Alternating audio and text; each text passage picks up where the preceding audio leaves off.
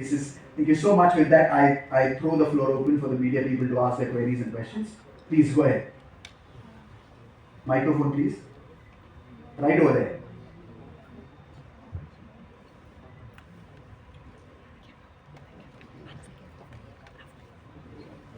Hi, good afternoon everyone. सबसे पहले तो बड़ा इंटरेस्टिंग ट्रेलर है and आप सबको बधाई। मेरे दो सवाल हैं रणदीप जी से। पहला सवाल है, जैसा कि शायद हमने ट्रेलर में देखा, कुछ ऐसी बात की गई थी कि यदि सावरकर जी होते और आर्म्स स्ट्रगल के थ्रू क्या हमें हमारी आज़ादी पहले मिल सकती थी? क्या ये संभव था? ये बिल्कुल संभव था, क्योंकि 1900s के पहले दशक में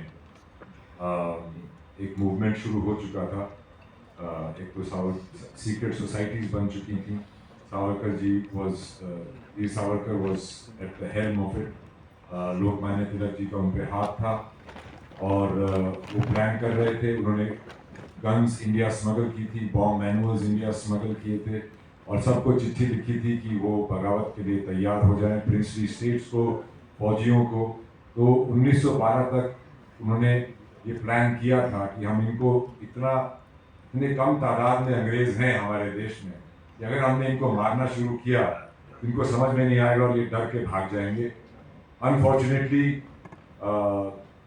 Lokmanya Tilak died, Veer Savarkar was sent to prison, and that momentum of that movement was lost. And then, of course, the non-violent movement started, which was more conducive to the British because it was not direct confrontation, and it was negotiations that went on for many, many, many years, and ultimately they left because they lost too much money in the First World War, and they had to leave. But that's the story. We could have got our freedom earlier. मेरा जो दूसरा सवाल है, I would say it is more in line with the current modern sensibilities. और जब हम आज विश्व में देखते हैं दो रीजन्स में युद्ध हो रहा है, और जब मैं इसराइल और पैलेस्टीन की बात करूँ, एक there is a theory of equilibrium used in defence circles in matters of national security, जहाँ पे आपने भी जिक्र किया that's very important for a country to be armed. लेकिन ऑब्वियसली ये जो कॉन्फ्लिक्ट है इतने सदियों से चल के आ रही है, और हाल ही में मोहम्मद बिन सलमान ने एक बयान दिया था जिसके अंदर उन्होंने कहा कि हमास के लिए उन्होंने कहा कि आप अहिंसा छोड़ के वायलेंस छोड़ के आप इंडिया की तरह फॉलो करिए, गांधीवाद बनिए। तो इस चीज़ पे आप कुछ कहना चाहेंगे? देखिए, ये मेरी पिक्चर से रिलेटेड सवाल नहीं है, फिर भी मैं ये कहूँगा कि जब आप सशस्त्र होंगे तभी आप पीस टेबल पे बैठ सकते हैं, नहीं तो आपको बुली ही किया जाएगा। और जब दोनों साइड इक्वली आर्म्ड होती हैं तब जाके पीस होती है, ना कि एक साइड अहिंसा को फॉलो करे या दूसरी साइड हिंसा को। उससे कभी पीस नहीं होगी, उससे ऑक्यूपेशन होगी। जय Hind sir, thank you for the trailer event. Sir, दो प्रश्न है। पहला प्रश्न ये है कि जो आपने जो सावरकर का जो कैरेक्टर किया, आपका क्या एक्सपीरियंस था, आप बताना चाहेंगे सर? बहुत लंबा सवाल है दोस्त, इसको बहुत लंबा आंसर है, क्योंकि सवाल तो आपका छोटा ही था। पर मेरा एक्सपीरियंस ये रहा था कि हर एक इंसान अपने सर्कमस्टांसेस का एक नतीजा होता है, वो कैसे होते हैं। So what I tried to do as an actor was explore the circumstances that made Veer Savarkar who he was, his ideology, his thought process, and what I felt was that he was a man of a giant intellect, a man of resilience, a man of great smartness, and he believed in साम दाम दंड भेद, कुछ भी करके हमें इन अंग्रेज़ों को यहाँ से भगाना है।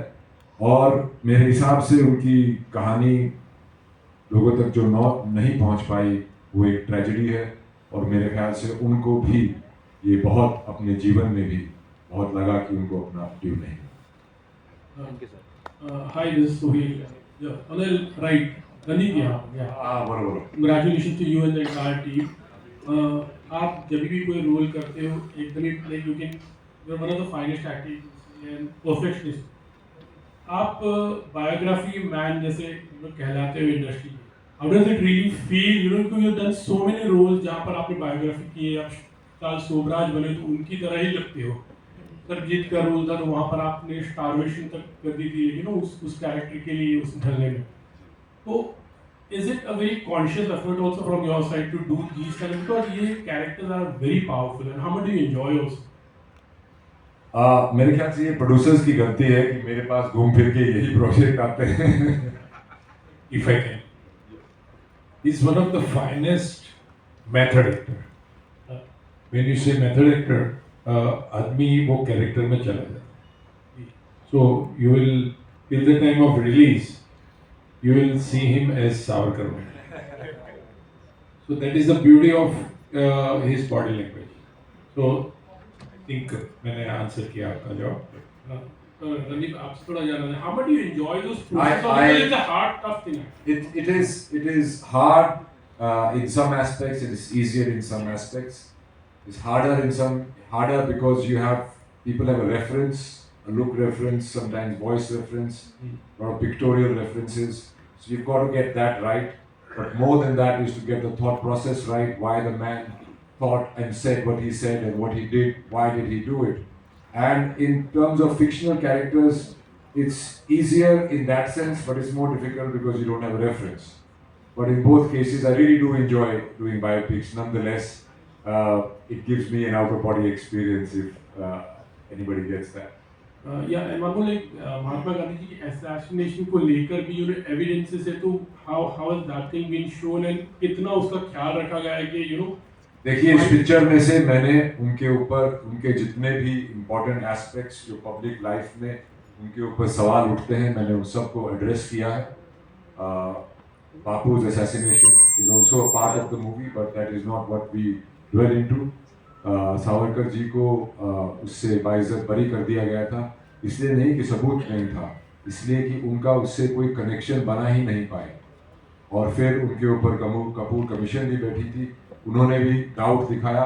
And in 2018 the supreme court of India upheld the decision that was taken in 1948-49 after Gandhiji's assassination, that he was innocent. Good morning. Hi Randeep. Hi, this is Ravi from AV. Hi. दो छोटे छोटे सवाल हैं. एक तो सावरकर जी की जो history रही है, उस पर काफ़ी किताबें लिखी गई हैं, काफ़ी चीज़ें कही गई हैं, और बार बार ये कहा जाता है कि वो एक एपोलॉजिस्ट थे, उन्होंने अंग्रेज़ों से माफ़ी मांगकर जेल से छूट के बाहर आए थे. ऐसी तमाम चीज़ें कही जाती हैं. क्या उस चीज़ को भी आप लोगों ने फिल्म में एड्रेस किया है? बिल्कुल एड्रेस किया है. और मैं फिर से कहना चाहूँगा कि वो माफ़ी वीर नहीं थे. उन्होंने माफ़ी नहीं मांगी थी, उन्होंने कोर्ट में याचिका रखी थी, जो कि हर एक कैदी का, हर एक लीगल सिस्टम का एक हक होता है डेमोक्रेसी में, और कॉलोनियल पीरियड में भी था. और उन्होंने नहीं, बहुत सारे लोगों ने ये लिखी थी. और जैसा मैं कह रहा हूँ कि दुश्मन को किए हुए वादे निभाने वाले नहीं होते, तो उन्होंने साम दाम दंड भेद यूज़ करके वो सब कुछ किया था. वो पूरा सब कुछ पिक्चर में है. I've addressed it very extensively in the movie. एक छोटा सा सवाल, इस पे एक सेकंड में बोलना चाहूँगी.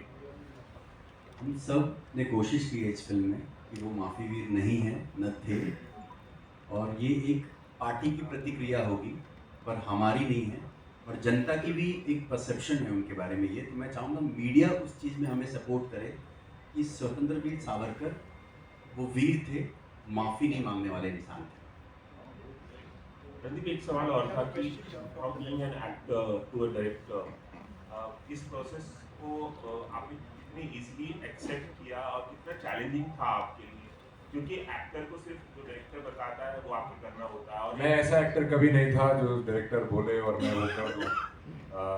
मैं हमेशा से डायरेक्टर के साथ एंगेजमेंट में रहता हूँ, और यूजुअली मुझे स्क्रिप्ट बाकी डायरेक्टर से भी ज़्यादा अच्छी तरह से पता होती है, क्योंकि मैं उसे बहुत बार पढ़ता हूँ.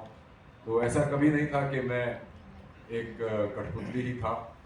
और from an actor to a director, इसका बहुत ही एक सिंपल मैंने एनालॉजी बनाया था कि I was an individual tennis player, क्योंकि अपने एकांत में अपना तैयारी करके टेनिस खेलता था. फिर एकदम से मुझे फुटबॉल टीम का कैप्टन बना दिया, और फुटबॉल टीम का कैप्टन बनने के बाद मेरा काम था सबको इंडिविजुअल टेनिस खिलाना।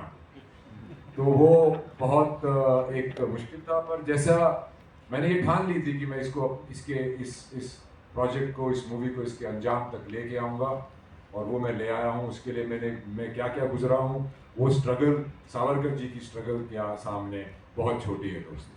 Good morning. Good morning.